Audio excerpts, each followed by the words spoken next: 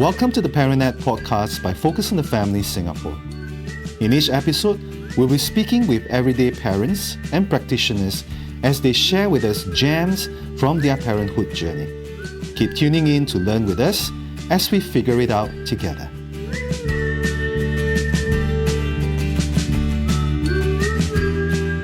Hello and welcome to the Perinatal podcast. My name is June and I'm your host for this episode.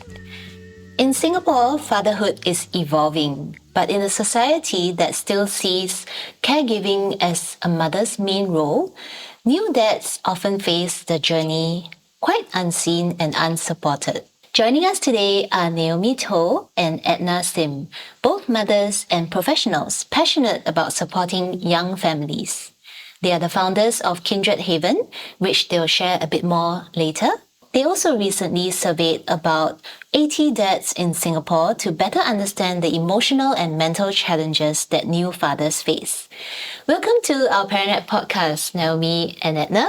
Could you tell us a little bit about yourselves? Hi, so I'm Naomi and I am a mental health counsellor in my professional work. I've been in the social service sector for a couple of years already, and I am a mother of one as well. So my toddler just turned 2 years old, and I've been through my own journey of infertility, miscarriage, and then being able to have a child, and feel a lot for this area of work in supporting young families and being able to offer some mental health skill sets as well to this area of work. Hello everyone, it's a pleasure to be here today. My name is Edna and my training is as a social worker, and I have been in the social service sector for over 8 years. I am also a mother of 2 young kids, 4 years old and 1 year old.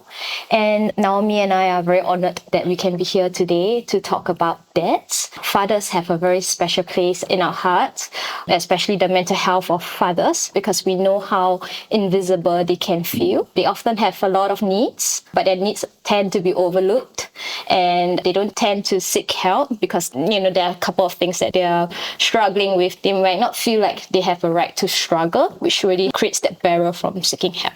So Naomi and I have a passion and a heartbeat for expecting parents and young families, and that's why we started Kindred Haven, which is a social impact venture aiming to provide mental health support for parents from the perinatal phase through to early parenthood, because we believe that when parents are supported, children and families will thrive.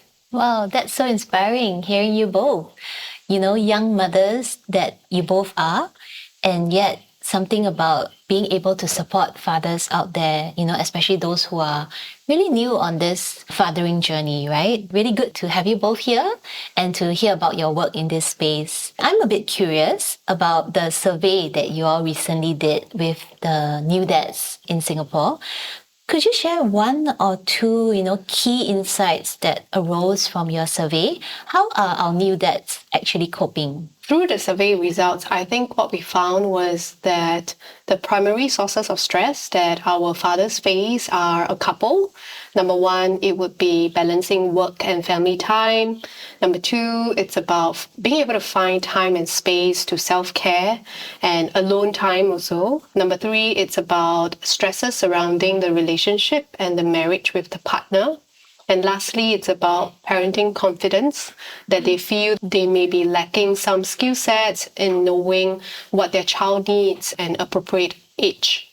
So these are the primary sources of stress. The other insight that came up was that we found that 82% of the fathers responded that they were actually looking and seeking out to be a part of support groups, communities, even coaching as well, mentoring by older father figures. And that was quite interesting because we wouldn't think that fathers would be really wanting that social connection in a group setting, right? But the results tell us otherwise. And the last point that the survey showed us was that in terms of emotional management, quite a lot of fathers express that they struggle with anger and not knowing how to express it out or who to express it to. So that tells us a lot about the way that they are trying to support their wives, their newborn, and just family needs. And they may not be able to find spaces to be expressing their emotions. So I'm hearing that there are different sources of stress that a new father generally tends to face. At the same time, that was also a bit of an encouraging insight that came out, right? You mentioned above 80% Yeah. are actually seeking, to join some kind of support group, friend group, or community group involving new dads. So it does sound like what we often tell new parents or young parents to do, go find your tribe, go find your village. It takes a village to raise a child. So it's not just the moms who will gravitate to support groups. It's really good to know that fathers too are looking out for this kind of source of support for their journey about the anger bit, which is quite a concern, but it's also great to know that it's at least on your radar, right? Because the more aware you are about the problem, then the more you are able to, I guess, take steps to address it.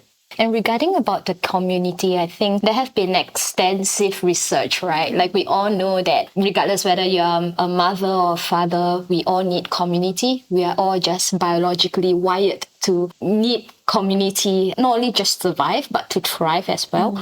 And I guess the survey results shows that men don't only need community, they actually want community. And I think in Singapore, unfortunately, there hasn't been much father-specific postpartum resources or community for this group of population. And that's what we are trying to do at Kindred Haven as well, which is to really start building a community for fathers so that they don't struggle alone. And they feel supported, that they are not the only one experiencing this, but there are other dads out there who are experiencing this and can understand them in a very non-judgmental space.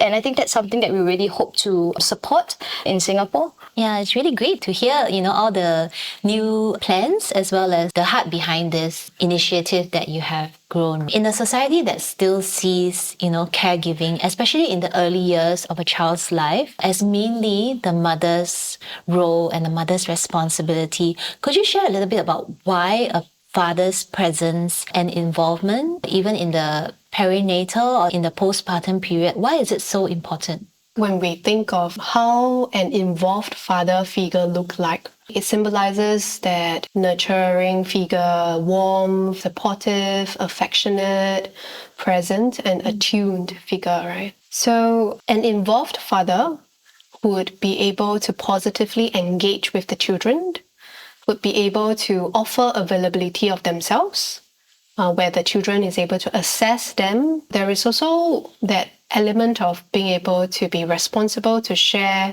the load of caring for a child. For example, it would be looking like, what kind of books or toys are appropriate for my child at this age? Because a lot of that sometimes fall naturally into the mother's kind of radar, right? Because we are wired to be looking out to nurture in a different way. And that's okay, because I think different gender are just wired differently. I think for fathers, what they do very differently than mothers is, if you look at the way they play with the children, it is just the father tends to be a bit rougher with the child. There is that balance of excitement and safety that teaches a child to manage arousal, self-control, and they just play quite differently as compared to a mom with a child, right? And there is research that's also showing that fathers are able to teach what it means to be taking risks, to be able to be independent, to be able to explore. And while mothers tend to emphasize a lot more on we need to avoid injury, avoid risk, avoid going out too far. So I think for fathers wise, the involvement of themselves in the lives of the children and together with their wife as a partner in a partnership to bring up the children brings about a lot of different benefits as well, which I think Edna can add on. Maybe I'll bring in a bit of my own personal experience. I mentioned earlier on that I have 2 kids. So I experienced postpartum, the 4th trimester twice. And I remember with my firstborn in the 4th trimester, it was a really, really difficult time for the whole family because it was COVID-19 pandemic. And my husband, he works in the healthcare industry. So he was really overstretched, working many hours, shifts, and, just all that fear about contracting COVID and all the extra safety precautions that we had take. And so in the 4th trimester, I remember feeling quite isolated And I also remember feeling quite overwhelmed and tired because I saw how hard he was working at work, and I really wanted to preserve his sleep at night. So I was like, okay, don't worry, like I'll do all the night feeds. You just go and sleep. And he had to sleep in a separate room because we were afraid about the virus and the infections and all that. So the first experience was really hard for me, really isolating, and I felt a bit like I was alone in taking care of the baby. And it can be hard because when a baby cries, somehow the cries of the baby is very distressing for the mother. It just affects the mom and the dads just differently. And there's actually science to back this up. In the second postpartum, I experienced it very differently in that, obviously the pandemic was over and my husband was a lot more involved in the night wakes. And I realized that although I had good intentions in wanting to protect his night sleep, it was very important for him to be involved as well. Not just for the parent-child relationship, but also in supporting my mental health.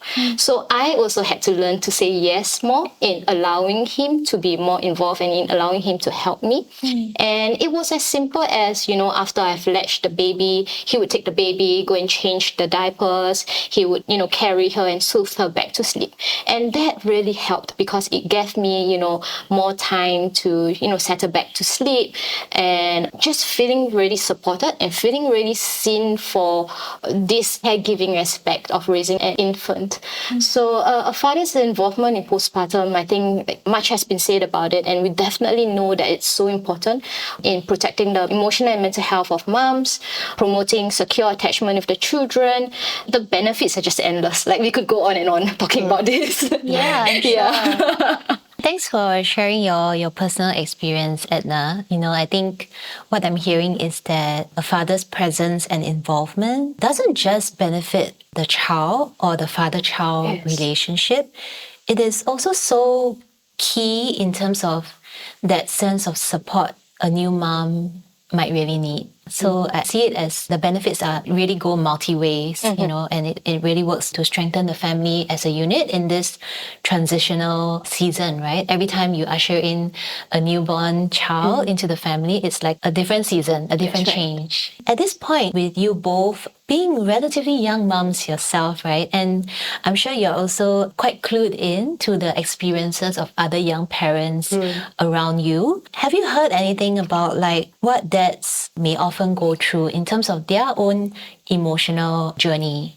I can speak for my husband and then for other fathers that we have heard from. So fathers generally want to be able to be helpful to their wives and to be involved in the current age, right, that we're in. So what my husband actually struggled a lot with was being able to offer help in constructive ways that did not trigger me. So what I mean by that is like, I think in the research field, there is this term which is called maternal gatekeeping. So it's a very interesting concept where it's like a gate that we want to open and close, and we set certain expectations because we biologically are wired to our child's needs differently. And sometimes we close the gates on our husbands where we feel that, the way that you put the child to sleep is just not ideal. Don't pet or like don't do certain gestures, etc. And we become, don't rock. And we become really quite micromanaging in certain sense, and we forget that can be different ways of caregiving. There can be different alternative ways that our husbands are able to put the child to sleep, play with the child differently, communicate with the child, and we don't want to be taking control of that as well. What my husband struggled with a lot was me being angry with him during the whole postpartum and me maybe not really attuned to what are his needs, right? Because I'm so hyper-focused on this new life's needs. And that changes a lot about the intimacy between the couple, the closeness, the way that we carve out time for each other without just placing so much attention on what does the child need. And that can create a lot of exhaustion on both parties as well. So that's my experience, yeah. Earlier on, Naomi shared about our survey results about dads struggling with irritability and anger, right? And, research about postnatal depression for fathers actually shows that they don't experience it as classic sadness that we typically see in mothers, but instead they experience it in symptoms that often show up as irritability, anger and frustration, right? And I think that can be quite common, especially in such a challenging transitional period.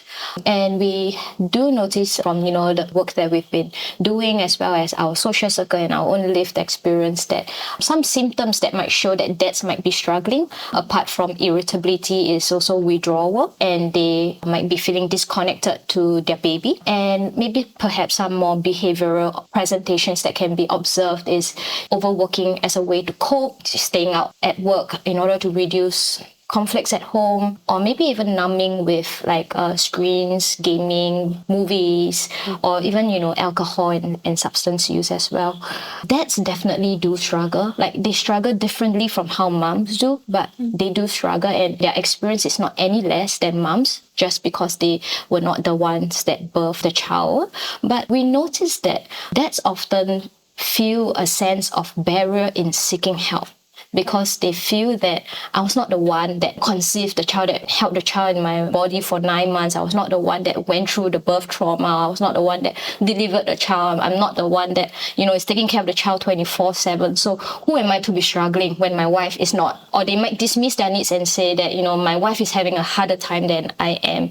But I think what I want to encourage anyone listening in, whether or not you're a father or mother, is that it's not a competition about who is struggling more and therefore who deserves the help. If you are struggling, reach out for help with your family and friends, or if you need a more neutral party, additional support, therapy for yourself, for the couple, can be really helpful. And when one party feels better, it affects the whole family. I think that's so insightful, the fact that fathers struggle too, just because, that they were not the ones who carried the child for 9 months or even gave birth to the baby. It doesn't mean that they now have no recourse, to seek help or to seek support for themselves. And I wonder how much of this also comes a bit from the stereotypical or the traditional mindset of, as a father, you have to just be stoic and you have to just stick with it and just grin and bear it, right? Even fathers should give themselves permission to feel the way they do and to get the support that they need. Absolutely. I think our survey also shows that a lot of dads did not seek help because they feel like they can fix it on their own, or that they just need to ride it through. But sometimes, actually, most of the time, early intervention can be really helpful.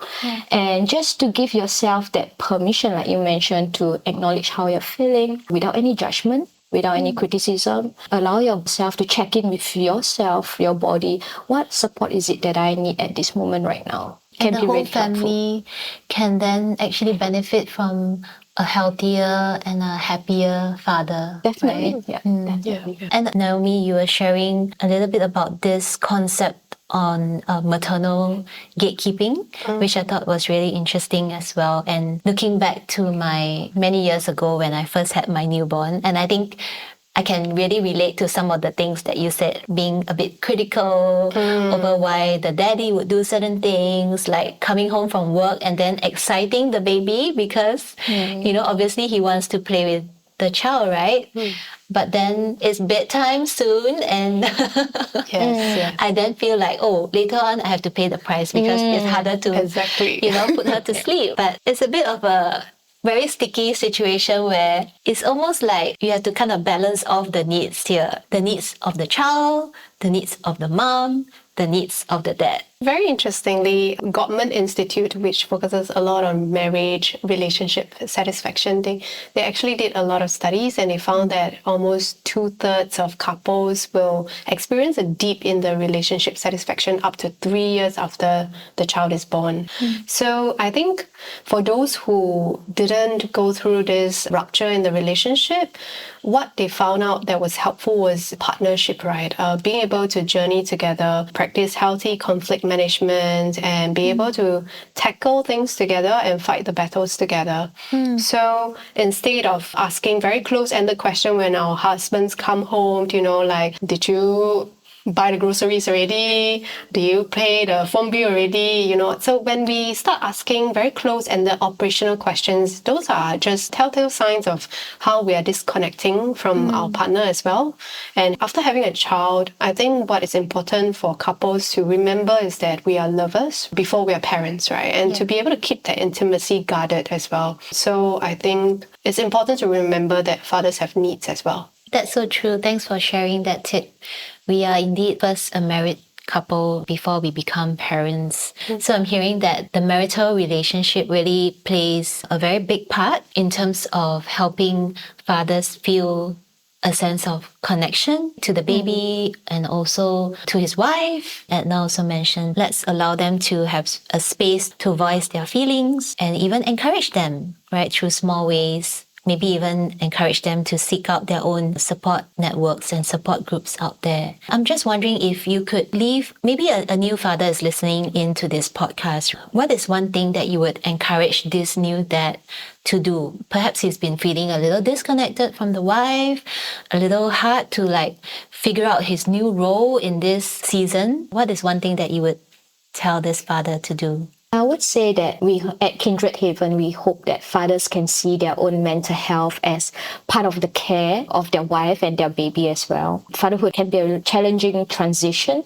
We would encourage fathers to show themselves grace and compassion. Be on the same team as your partner. Set each other up for success. Be as proactive as you can in helping each other learn and grow as parents, as Naomi mentioned earlier on as well, which is to fiercely protect the marriage. As fathers, you play a really important role in your daughter's or your son's life because a father holds the key to his daughter's secure attachment as well. You are the first figure that your daughter looks to, right? In knowing how a relationship is to be like, how does it look like to be able to love and be accepted and be seen and be held. When you work on the marriage and preserve it, you also display that to your children. And of course, from a father to a son, it's about really role modeling appropriate expression of emotions, even if it's being able to just tell your children how you feel. That really sets up, the generations to come to realize that all the emotions that we deemed as negative are not to be avoided as well. So fathers, you really play a really crucial role. And even though it may not feel like it, that we as wives may not appreciate you enough, but know that you are just as important.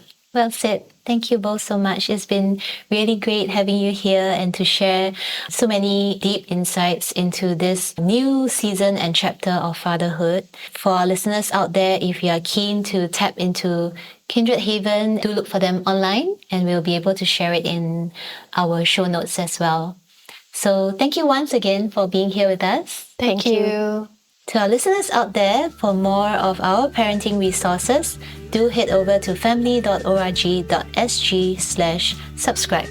And if today's episode resonated with you, remember to hit the follow button to stay connected.